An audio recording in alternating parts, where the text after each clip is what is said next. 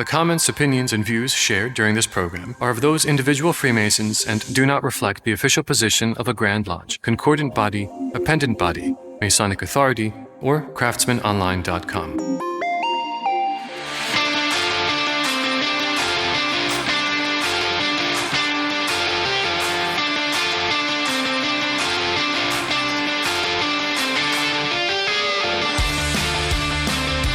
Hey, welcome back to the Craftsman Online Podcast, the only Masonic podcast endorsed by the Grand Lodge in New York.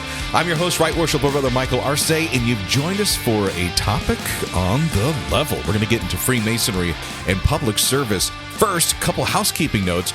We are looking to get 20 new Patreon subscribers before the end of the year, and a big thank you this week to our latest Patreon subscriber, Dwight Lewis. Gave us that $5 holler every month. Thank you, Dwight, for supporting the Craftsman Online Podcast and our mission to connect men just like you with an interest in Freemasonry to our ancient and gentle craft. What do you get as a Patreon subscriber? Well, no more of the ads. I know you're going to miss them.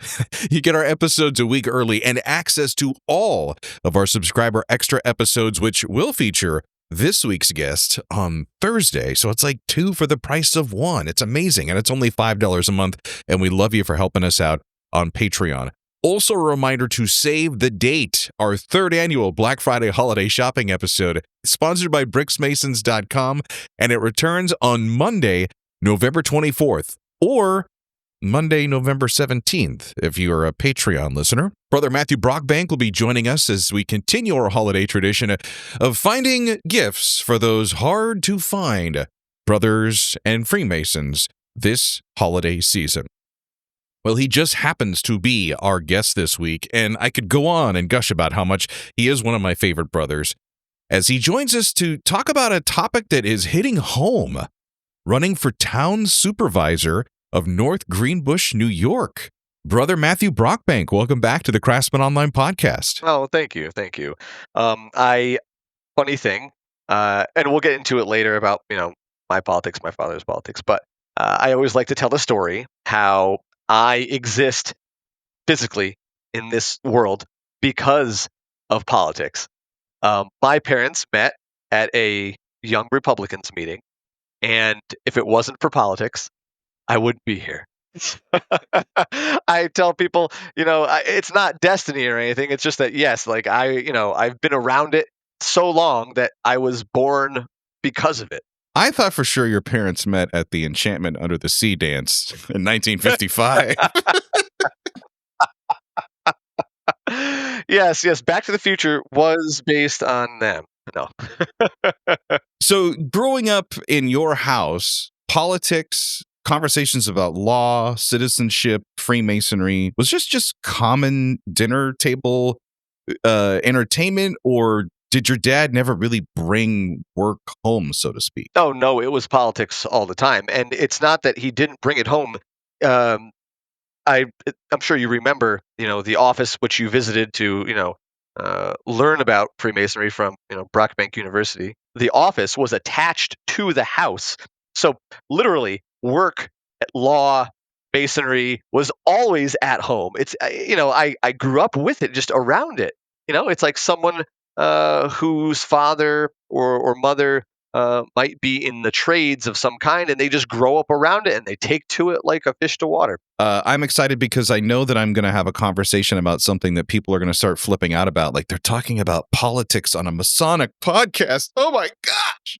It is one of the forbidden fruits, right, of Freemasonry. You're not supposed to talk about politics in the lodge room, but it happens. It happens. It always does, because people ask, "Oh, how you doing?" Well, most people, when they are asked how are they doing, it sometimes gets back to politics. And so it's hard to avoid it, even though it's not supposed to happen. Right. And I think I'd like that we breach this topic like right quick early here in the beginning.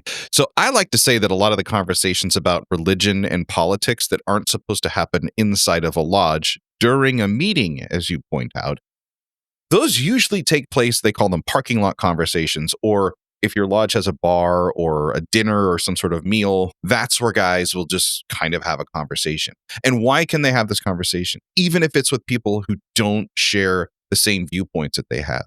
because we know this other person, we trust this other person, we can talk to this other person.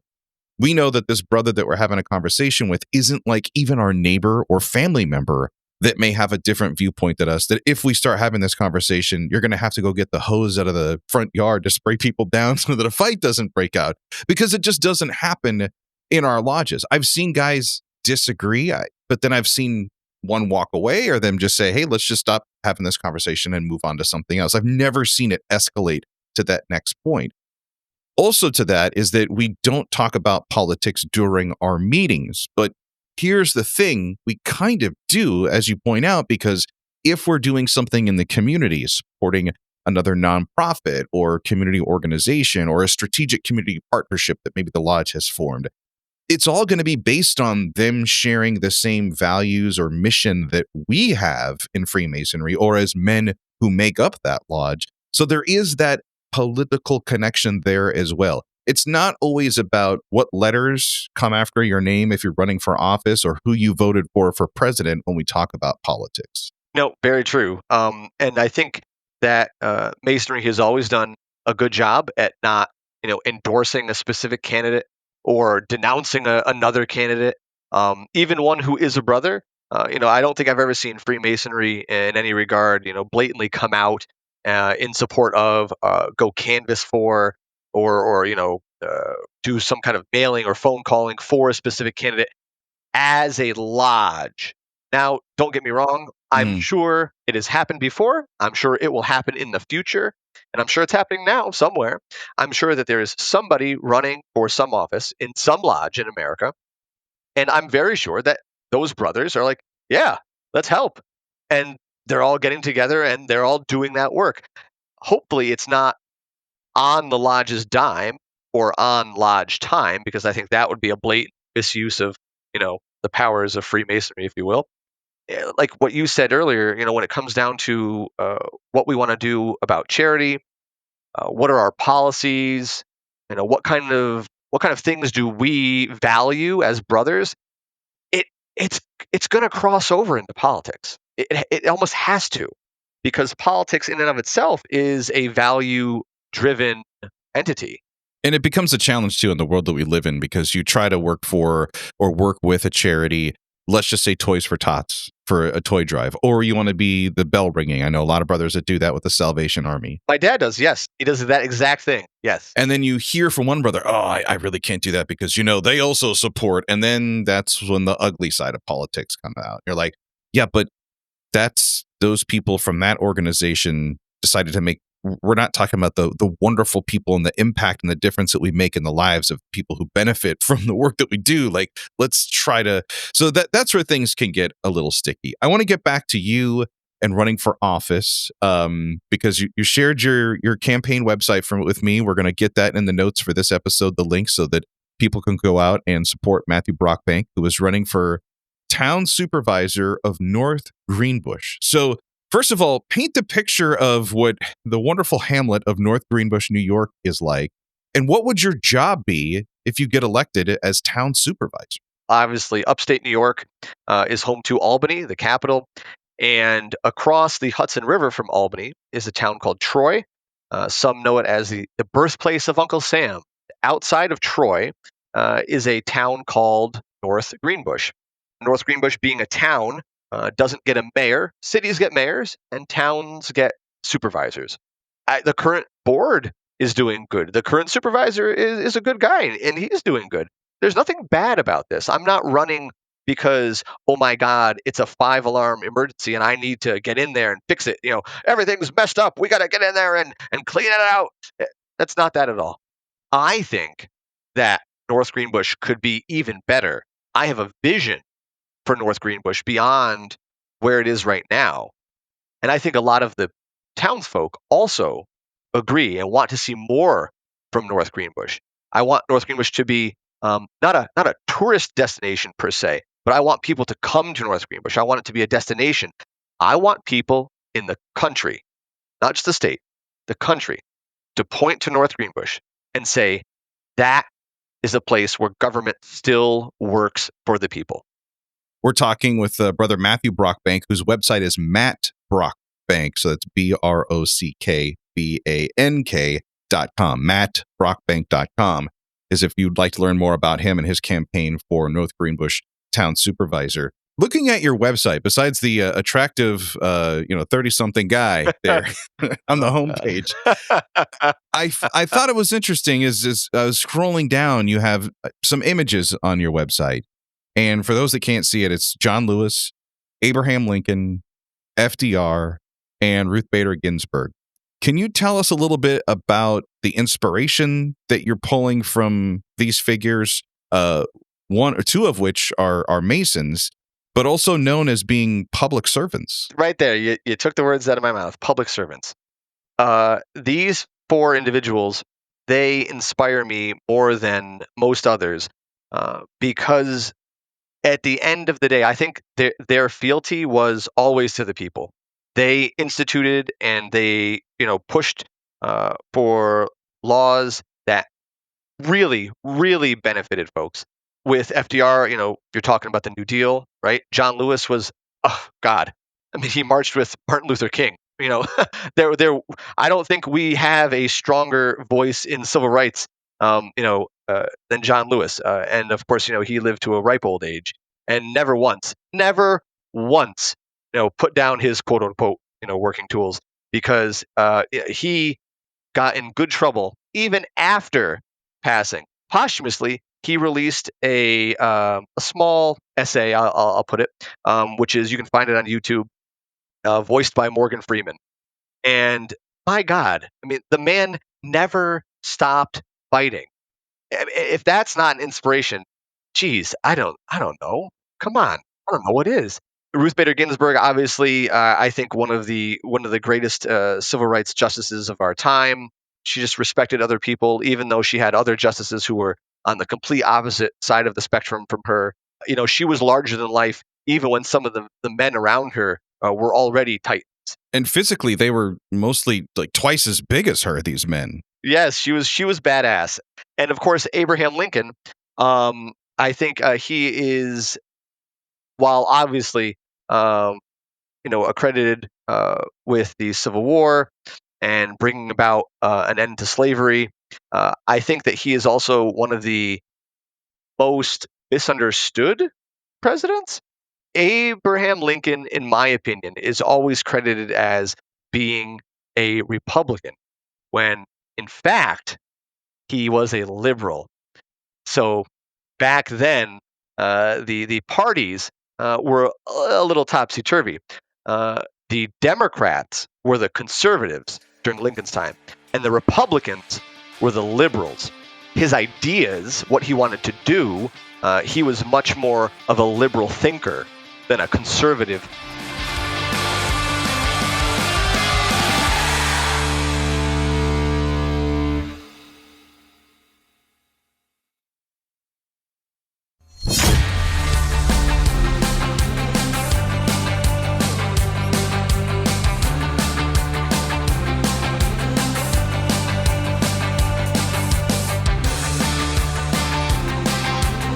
This is a conversation I kind of had with your father, who's no longer the city attorney, but still serving the city as an attorney in Schenectady. He had long since put away his, political working tools, so to speak, but he was still a lawyer. And it was always interesting because Masonry is known for values and principles, and that doesn't apply to all lawyers. That's why there's so many good lawyer jokes.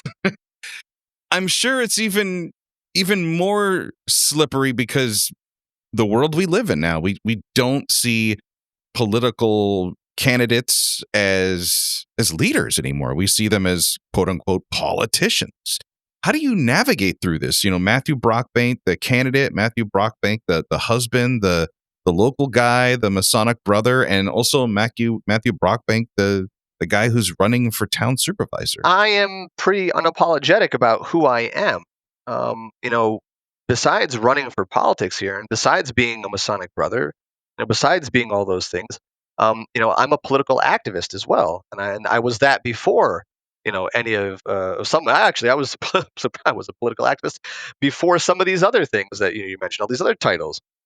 And I don't just mean a political activist in terms of being in the streets and protesting. I mean, when I was in, obviously when I was a kid, I did help my dad with his campaigns, right? But when I was in college, I would go canvassing. I worked to help get a couple of governors elected. I did work. I got my hands dirty.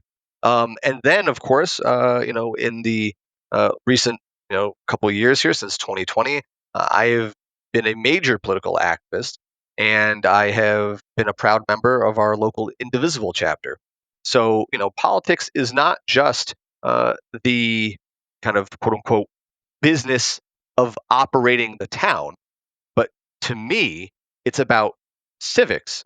At a very basic level, I believe that everybody, literally, I believe everybody should take some interest or be involved in civics in some way, shape, or form. And when I say that, I also pair that with putting a huge restraint upon people who run for office, myself included. I would love to see term limits, age limits, and ranked choice voting, or just a complete overhaul of the American voting system, because I think it's kind of busted, honestly. And it doesn't make a lot of sense. But we could do 10 podcasts on what's wrong with American politics. And I don't mean that it's bad or evil. I just mean that it's kind of outdated. It needs some updating. It needs some common sense fixes because I don't think it's doing the best job of democracy right now. I think if you were to give it a democracy score, I think giving it a C would be generous. You hit a word that I've been just stewing on for a long time, which is civics. And I remember taking that class in 8th grade, and they really don't teach it in our schools anymore. And I think that's such a central part of what the American story was being a citizen. And that's what the whole democracy and the republic that we have was kind of established and followed off of with what was going on in the Roman times. But here we are in Freemasonry, and we also have a really, really strong set of values and symbolic lessons that are steeped in morality. And we're also armed with these wonderful things called the working tools. And for our listener, they're like, oh, yes, I know all those things that you're talking about. And this is fantastic. Instead of it being a challenge to be a politician and a Freemason because of maybe some issue with morality, which I can tell is not a problem for Matt at all. Like that's not anything to worry about. But do you find yourself talking to constituents or just folks on the street and reaching into your Masonic bag of working tool themes and ideas and sharing them with John Q. Public? Dude, all the time. And as much as I have taken steps away from Masonry because I'm simply too busy, unfortunately, or it's been because I don't agree with where Masonry has gone, whether it be a certain lodge or Grand Lodge in general. That isn't to say that the lessons of Freemasonry have been lost on me. I think about them quite often. I talk when I do my historical lecture, as you've pointed out, charity being so important. And that really does, it lingers in my brain all the time. How could we be more charitable, right? We're taught that, not to be concerned about the material. And yet we look around this life that we're living, the culture that we're in right now, the time period that we're living, it's all about wealth, entertainment. We have lost a lot of what I think makes us good stewards of our brothers and sisters. How can we be those stewards outside of the lodge room? I think that really does guide my kind of political barometer in terms of what I think I should or shouldn't champion. What I should vote for, what I shouldn't vote for, what's interesting, what's not interesting. I don't care for the drama of politics. I don't care for the drama of Hollywood, if you will. We have a country that isn't working for the people. Clearly, look around. People are pissed off all the time about everything because the system is broken. That is everybody. And I'm not just, this isn't a party thing. This is an everybody thing. I would love it if Freemasonry was simply more out there, right? If more people knew, the teachings of Freemasonry, I think that they would be better people. As we all say, Freemasonry exists to make good men better. Maybe that's the big takeaway that we're all realizing right now is that back in the day, right, there were a lot of Masons and a lot of them were involved in politics, or maybe it was vice versa. But either way, the hands were more closely clasped, and now they have drifted further apart. Well, I like you brought up the virtues of brotherly love, relief, and truth. And instead of those being seen as, drawbacks, the thing I could see it being tough, though, is we talk a lot about servant leadership in Freemasonry, especially in our lodges as like an example. And you talked about this just right now with the idea of your 4 term limits and being able to hand over the baton to the next person and let them have, regardless of party and affiliation, but just, that peaceful transfer of power. In your mind, could you see where it could be a hindrance to have those passionate views of our Masonic virtues, brotherly love, relief, and truth, when it's those moments where you're making the big decisions for the community, where it's like, hey, we need to give this money or we need to set this aside for these people, to where you're like, oh, my heart is saying this, but my mind is saying that. That's always that is the hardest part about being any kind of decision maker, whether you're a small business owner, a big business owner, a teacher, a parent, right, or a politician. The hardest thing is making a decision that the people don't agree with, but you believe in your heart is the right thing to do. This comes back to my point about communication, right? I think a good leader is able to communicate to people why an idea is either good or bad, right? And I'm not saying go out there and be a salesman. That's not what I mean at all. I think if you have the best interests of the people at heart, right, then you should be able to convey to them why, policy XYZ is actually good for them. For instance, again, taxes. No one wants to pay more in taxes, right? We get it. But taxes go towards, guess what? Schools, education. We know, right, that if we put money into education, right, that creates a better population of children and a better population of adults. The problem is that we don't see it for about 20 years, right? It takes time for that to mature. And we have a short-term memory right now. A lot of the news cycle is like 3 weeks, right? So if you put money into education, what it does is that really is the tide that raises all ships.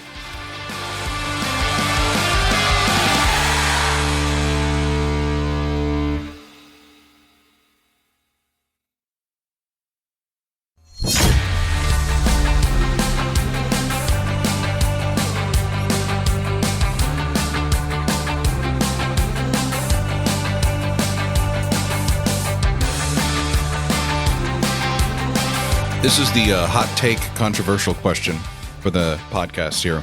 You're a Freemason running for office. Do you feel that regardless of political or party affiliation, if you knew that someone was running and said, I am a Freemason, would you be more apt to vote for that man? Ooh, dang. That's a good question. Oh, boy. Well, I wouldn't immediately say no. I would, because when it comes to politics, and it comes to, really, it boils down to values, right? Like core values, basically. I'll just get right into it, right? Because I'm sure all your listeners are like, tell us. My father, as you may well know, is a diehard conservative. This man, I swear to God, gun to his head, will just vote, conservative every time. If nothing else, he is true to himself and he is true to others, and that is admirable, right? That's respectable. However, him and I disagree vehemently about policy, and I am a staunch liberal, so I am the quote unquote blue sheep of the family, which makes Christmas and Thanksgiving very, very delicate, to put it lightly. You're the one that has to sit at another table. Yeah, exactly. I'm not at the. I don't even get put at the kids' table. I get put like outside. So it sometimes can be tricky. But my father and I, we still love each other, and we always hug each other and embrace each other, and nothing will make me hate him. We have pretty furious debates. Don't get me wrong, And at the end of the day, when it boils right down to it, him and I just disagree at a very like fundamental level. I now know that, okay, I know where this is going to go with him, or I know how this is going to turn out because I know what his values are at the core. I know where this is going to stop, and I know where he might not agree on this. But again, it comes down to, can you still respect each other? So Masons who are who have different political beliefs should still respect each other, and I have seen that happen because I know that my father, being as conservative as he is a Masonic brother, and there are Masonic brothers in St. George's who are actually quite liberal, and yeah, they kind of they rib each other a lot, but they still respect each other.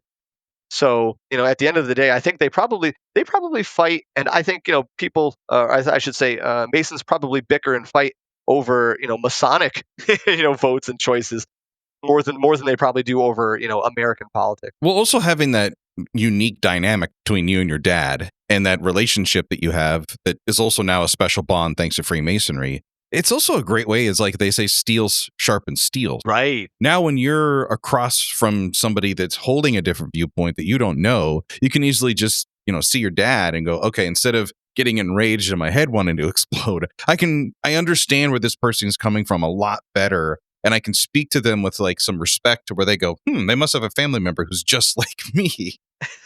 I'm now wondering how many of these listeners are thinking about their family right now, because I get it. I'm thinking about Thanksgiving dinner right now, dude. And the other thought of it too was, like, for me personally, like, I like this scenario when I asked the question about, would you vote for a Mason even if he was not a member of your political party? And you went right to the, if I didn't know what party they were a member, if there was just two guys that were talking, and I was on the fence with both, just didn't really have, and one of them said, I'm a Freemason, I would lean in now more to the things that he was saying, right, mainly because I have a higher expectation bar for him. And I feel like my bullshit detector would also be tuned up about 100%, because as soon as I hear him not speaking as a Mason out of respect to other people and listening, and like, then I'd be like, oh, okay, he's just saying he's a Freemason as maybe some sort of advantage. Now, unfortunately, we don't have a lot of Freemasons that are actively out on the national political scene. And I think all of us in the craft would agree we would be better if we did. But to your point, and this is where I wanted to let you go, because it has been such a joy, as you said, to see you growing from activist to candidate. And I was out, sitting there watching you over the wintertime at the New York State Capitol in Albany, just yeah, freezing your what's off out there, and just standing up and supporting the workers and the conditions and everything that's happening in DC, but letting your voice be heard in Albany. The point that you made earlier, where you're like, I want the rest of the country to look to North Greenbush as an example of this is what happens when government works. I think everybody in our country, regardless of their affiliation, wants America to be seen as the example of this is what happens when democracy and people work. Oh, sure. Have real discussions with people. Not like, oh, hey, did you see what that person was wearing to that thing, or did you see this outrage? Don't just fall for the outrage politics. And this is again what happened with my father and I. We boiled it down. Have those kind of conversations with your friends, with your family, with people you trust. What I mean by that is people who you will respect at the end of the day, regardless of what happens. But get to your core values. Find out who you are, what your core values are, because I will tell you right now, I think I have figured out firmly who I am. So my news diet pretty much consists of, a lot of right-wing news right now, because I want to listen to what they have to say, because I already know what I'm saying. I already know what my feelings are. So I'm simply out there listening to the other side at this point, either bracing for a debate, or, hey, maybe I missed something. Maybe I need to examine something because there's political bias here on the left, and I need to pick up what's on the right. If you only stay inside of your echo chamber, fortunately, a couple people, my family included, I know a lot of people who do that. They stay inside their echo chamber because it's comfortable, because it reinforces you you have to have those talks with people who disagree with you or who walk a different lifestyle than you, right? That old saying, walk a mile in someone else's shoes, right?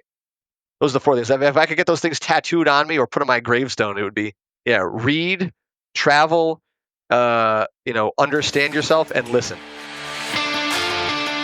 Thanks again to my guest this week, Brother Matthew Brockbank, who is currently running for town supervisor of North Greenbush. If you want to support Brother Matt, you can visit Brockbank for North Greenbush. The website is mattbrockbank.com. Also be listening for Matt to return next month as we get ready for our Black Friday holiday shopping episode, thanks to bricksmasons.com. I'm Right Worshipful Brother Michael Arce. I always look forward to our time together. Here's to seeing you on Monday, or if you're a Patreon subscriber, we got part 2 of our conversation with Matt coming up on Thursday. Until next time, let peace and harmony prevail.